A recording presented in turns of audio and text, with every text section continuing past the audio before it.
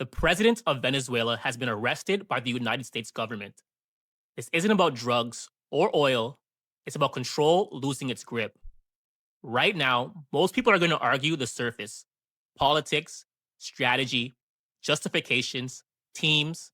But look at what's unfolding in Venezuela, specifically the maneuvers in the southern hemisphere and the removal of leadership in Caracas. This isn't just an attack, it's a rupture, a seismic shift in the energetic tectonic plates of collective consciousness, a deep shift in what people feel and believe. And the real question is, why now? Why early 2026? I'm going to peel this back in three layers. Because there's a story everyone's watching, and then there's the architecture underneath it. So here's a loop we're opening. What's actually happening beneath the political scene? And why is it happening now, on this exact day in early 2026? Stay with me because the answer isn't one thing, it stacks. First layer: what you're seeing. Military strikes, captures, leadership removed is the outward crystallization of a dying paradigm. It's the visible proof that the old system is ending. For eons, certain factions of the old world have operated on one frequency: power over others. And Venezuela sits on something specific: not only the blood of the earth, what we call oil, but also mineral frequencies that hold the memory of the continent's ancient sovereignty, meaning this land carries a sovereignty imprint, a major energy node of the earth. So, as the financial and energetic foundations of the third density control grid crumble, the old guard doesn't gracefully exit. It grips, it consolidates, it reaches outward to capture, to strike, to lock down resources, because it can feel the foundations failing underneath it. The old control system is crumbling. So when you see a great power reaching out like this, you're watching the shadow of control. It's trying to reclaim its reflection before it vanishes in the rising light of the new earth, because the new earth is rising. That's the first layer. The old grid tightening because the old grid is collapsing. But there's a deeper layer, and this is where it stops being out there and starts being about you. Second layer: Venezuela isn't only a nation in this story, it's a mirror. Venezuela mirrors the individual human soul. It reflects what's happening inside people. It represents the struggle to find authentic sovereignty under external pressure, the real self, because the attack is a big picture version of internal attacks. And you know what that feels like: the pressure to confirm fear, the fear of scarcity, the tug of war between the old fearful self and the emergent empowered self.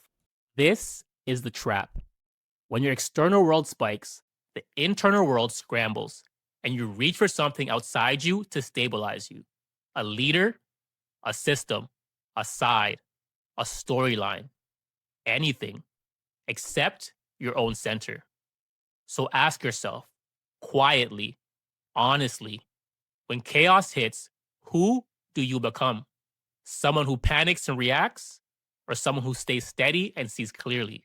Because the story keeps escalating, and it's designed to pull you off yourself, to pull you out your center. Third layer: geography is part of the architecture. Where this happened matters. The northern tip of South America functions as a vital energy grid point, a planetary solar grid chakra, the planet's will and identity center. So upheaval there isn't random. It's a cleansing by fire. Old structures of governance, both local structures and intervening structures, are being forced into a high frequency collision.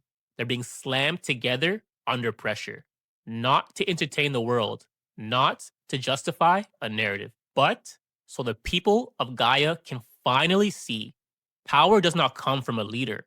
Power does not come from a resource. Power comes from within, from the unified heart center, your inner center.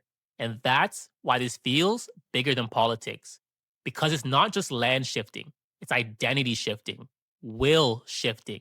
Sovereignty is trying to return to the people, internally, collectively.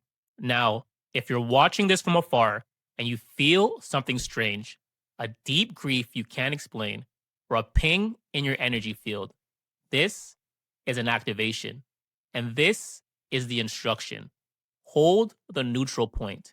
Because if you snap into pro war, or if you snap into anti war anger, You feed the very density that created the conflict, the low vibrational energy. We must observe the chaos without becoming the chaos.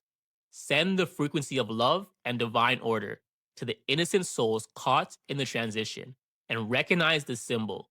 The fall of the stronghold out there is the metaphor for the fall of the ego in here. As within, so without. As above, so below. And yes, darkness intensifies just before it's transmuted, transformed into something higher. You're watching heavy energy from the past trying to anchor itself in a world that has already become old. So don't be afraid of the rumors of war. These are birth pains. A world moving from competitive separation to collaborative union, from competition to unity. Because the capture of a person is a minor event compared to the liberation of the human spirit that is occurring in the background.